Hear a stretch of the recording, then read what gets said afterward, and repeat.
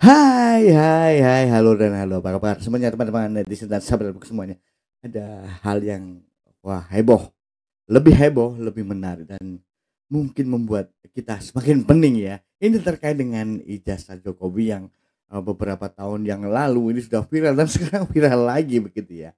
Dan ada info terbaru yaitu Egy Sujana diamankan atau ditangkap atau apa begitu ya. Tetapi ada yang menarik lagi Bro ya, bagaimana sebelum Egy Sujana ditangkap, ada yang menelpon bahwa akan memberikan, sejumlah uang ya itu 300 juta, tetapi jangan datang ke Solo begitu. Bahkan, eee, akan menambahi 50 juta lagi, berarti totalnya adalah 350 juta, tapi jangan datang ke Solo. Yang pasti kalian penasaran semua ya, apa sih sebenarnya ini gitu ya. Coba kita lihat, ada yang mengatakan dan ini sebenarnya ada rahasia ya, tapi rahasia umum juga kan begitu kan ya. Coba kita lihat ya. Nah, ini dia videonya. Assalamualaikum warahmatullahi wabarakatuh. Ini saya ngomong terus terang sekarang, karena orang yang pertama tahu Bang Egy dipanggil itu saya. Tuh. Saya diskusi sama Bang Egy waktu di Pangandaran. Bang Egy minta pertemuan jam 1 malam. Saya di kamar, Bang Egy peluk saya. Dia cerita, Rif, abang dipanggil Rif, mungkin abang ditahan. Baca, tapi ini dalam kasus lain ini benar Bang. Ini dibantah dan kasus lain sama dan kasus di KPK.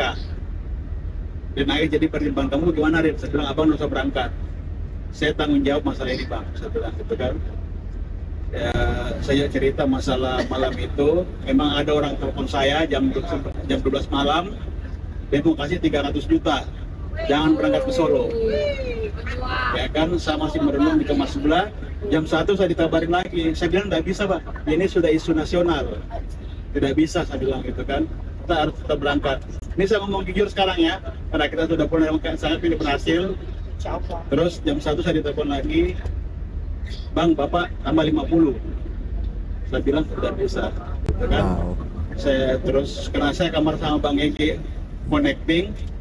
Saya buka kamar kan saya biasa bawa di hotel sama Bang Egy selalu minta connecting karena Bang Egy selalu minta tidur sendiri. Jadi saya untuk menjaga Bang Egy karena Bang Egy kan kita tahu masih minum obat sampai sekarang. Saya selalu jaga Bang Egy, lihat jam 1 saya coba buka kamar, Bang Egy lagi sholat. Saya tunggu saya masuk kamarnya, saya duduk. Selesai sholat, saya ngomong, Bang, Bang Egy saya cerita begini. Terus kamu bagaimana? Saya bilang saya terima Bang, dia peluk saya juga, dia nangis, kan? Dia nangis, aduh, bilang ini abang kalau begini nih takut drop. Jadi saya bercanda, Bang, tapi kalau 1 miliar Bang, saya berpikir Bang, langsung dia ketawa, abang juga gitu kan. Jadi cair lagi kan, ngobrol itu, ada cerita begitu. Saya bilang, udah Bang, biar saya yang berangkat, abang tidak usah. Saya bilang gitu kan, karena pasti saya akan kena juga Bang, karena membiarkan abang untuk pergi. Ibu juga sudah tahu kalau Bapak tetap mau pergi. Saya bilang, Bu, saya akan untuk Bapak, Bapak tidak usah pergi. Jadi sampai Jakarta, minta dirahasiakan ini, nanti bongkar setelah pulang. Jahel juga tahu ya, minta dirahasiakan ini, jadi cuma saya bertiga yang tahu.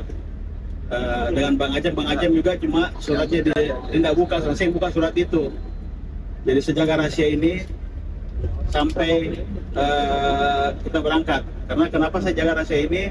Jangan sampai semuanya drop, terjadi hal yang tidak diinginkan. Bang Egy ditangkap sama segajian waktu di KPK. Dimana kita tahu saat itu Bang Rustam berteriak karena ditangkap, takut berdampak ke Bang Egy juga kan. Jadi itu rasanya ya.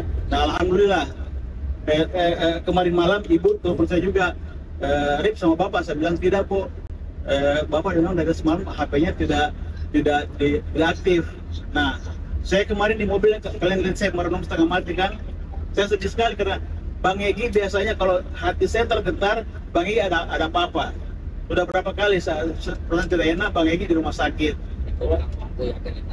Iya, terus saya sama dia saya ngomong, Bang Egy kok kenapa Rip? Saya bilang, hati saya kok begini, ini Bang Egy ditahan. Aku sama DHL bilang, udah pasti pulang. Saya bilang ini ditangkap Bang. Saya bilang gitu, ditangkap Bang. Kayak Bang Egy. Saya kemarin diam terus kan, gitu kan. Terus tadi baru saya agak senang saat telepon Bang Egi, saat video call tadi, Bang Egi HP-nya aktif. Ini berarti sudah bebas, sudah pulang kan? Sudah pulang. Tadi waktu mau salat, telepon, Bang, abang harus ngomong ke kawan-kawan kalau abang bebas. Ternyata DHL sudah ngomong gitu kan, sudah minta surat. Tadi juga saya sempat sama DHL, tadi surat kan, saya bilang benar, saya bilang gitu kan, karena sekarang udah aktif lagi HP-nya nih. Wow. Ya, udah nggak aktif lagi. Nggak aktif lagi sekarang. Saya telepon ibu, ibu bilang bapak ada, alhamdulillah, ya kan? Ya, ibu bilang bapak ada, ya kan? Alhamdulillah, gitu. Ya, saya senang gitu loh. Jadi kita bersyukur sekali. Bang Egi memang selain itu ada kasus begini pasti akan dibarter kasus yang di Banten. Ini kasus di Banten dibarter gitu kan. Dan memang ada salah satu abang sebutkan salah satu petinggi itu dia bilang kalau kamu pergi saya jemput kamu di Jogja. Nah ini potensi sangat berbahaya kalau memang dijemput di Jogja karena pasti iya pasti sama dengan KPK. Kalau KPK itu jenderal langsung. Jadi kalau kau tetap ada di KPK, saya jemput kamu. Itu kan, nah, Bang Egi, sebenarnya abang lebih bagus temuin Bang. Ternyata abang terus ditahan sampai sore. Saya sempat ngomong sama salah satu penyidiknya, saya kenal, saya bilang Bang, kalau Bang Egi tidak pulang segini, masa di KPK saya bawa ke Polda, saya bakar ban di Polda. Jangan Rip, jangan. Itu kan pulang kok, habis Jumat kasih pulang. Dan itu memang benar, harus ya. Itu memang Bang Egi habis Jumat harus dipulangkan. Karena setelah kita selesai di KPK, sama kayak ini, kita selesai pulang, Bang Egi dibebaskan. Itu. Jadi saya minta doanya semuanya, mudah-mudahan Bang Egi diberi kesehatan. Karena kita tahu kondisi beliau dan umur segitu, kita tahu Bang Egi tetap tidak ada takutnya. Itu kita akui, Bang Egi. Dia masih anggap dirinya masih seperti waktu ketua HMNPO. Dan Bang Egi ini berteman dari kakak saya yang pertama, Tamsil Indro. Iya, jadi seperti itu bro ya. Jadi ada kejadian ya. Nah, sebelum para aktivis dan advokat ini pergi ke Solo, Egy Sujana mendapatkan telepon dari seseorang akan mendapatkan sejumlah uang 300 juta, tetapi mereka cegah jangan pergi ke Solo gitu kan ya, untuk menanyakan tentu terkait dengan ijazah Jokowi kan begitu kan ya.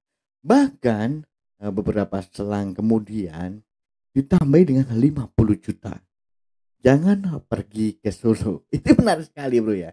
Jadi karena ini sudah menjadi isu nasional dan semua orang tahu, dan ini menjadi gonjang ganjing, bahkan menjadi apa ya, meledak di dunia maya. Para netizen sudah semua membahasnya, para kreator sudah membahasnya semuanya. Tentu ya itu mungkin jadi pertimbangan Egy Sujana tentunya seperti itu teman-teman semuanya. Dan pasca itu tidak dihiraukan dan pada akhirnya Egy Sujana ditangkap untuk beberapa saat, dan walaupun ini sudah dikeluarkan, tapi ada pertanyaan besar di situ. Ya, siapakah yang memberikan uang,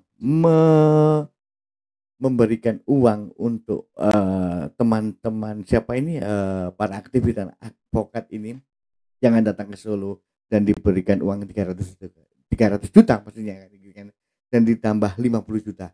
Siapakah mereka? Saya tidak tahu. Mungkin kalian bisa menjawab semuanya teman-teman semuanya ya. Dan ini menarik sekali, dan ini menurut pernyataan dari bapak ini ya, ini aktivis dan juga mungkin advokat, saya juga nggak tahu juga ya.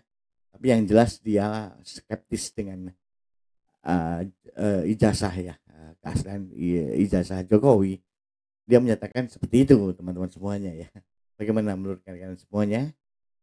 Dan ya bagaimana menurut kalian semuanya? Terima kasih. Ini adalah hal yang baru, yang mengejutkan, lebih heboh, lebih seru, lebih meledak lagi tentunya ya.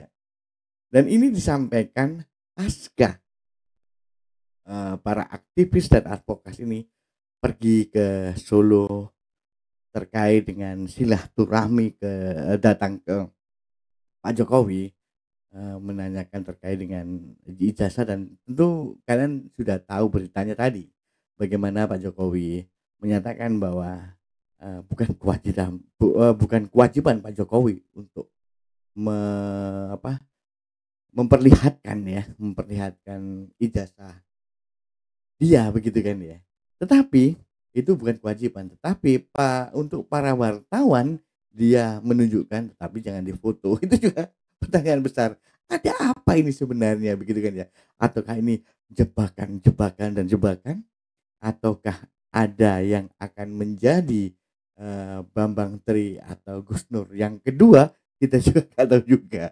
Tapi faktanya ini mencuat lebih besar lagi, mencuat lebih heboh lagi ya, terkait kalau ya 2 tahun atau 3 tahun yang lalu, kita tahu bagaimana hanya mungkin, sebagian orang saja yang memperhatikan hal ini, memperhatikan kasus ini, memperhatikan polemik ini terkait dengan ijazah.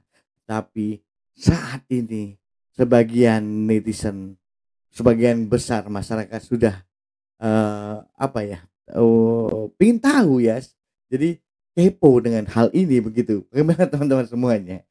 Oke, kita tunggu saja bagaimana ya, nanti, selanjutnya. Tapi ini menarik sekali, 350 juta jangan datang ke Solo, gitu ya. Oke, terima kasih. Kita akan ketemu lagi di video berikutnya yang lebih keren, lebih seru dan juga lebih heboh tentunya. Salam sehat untuk kalian semuanya.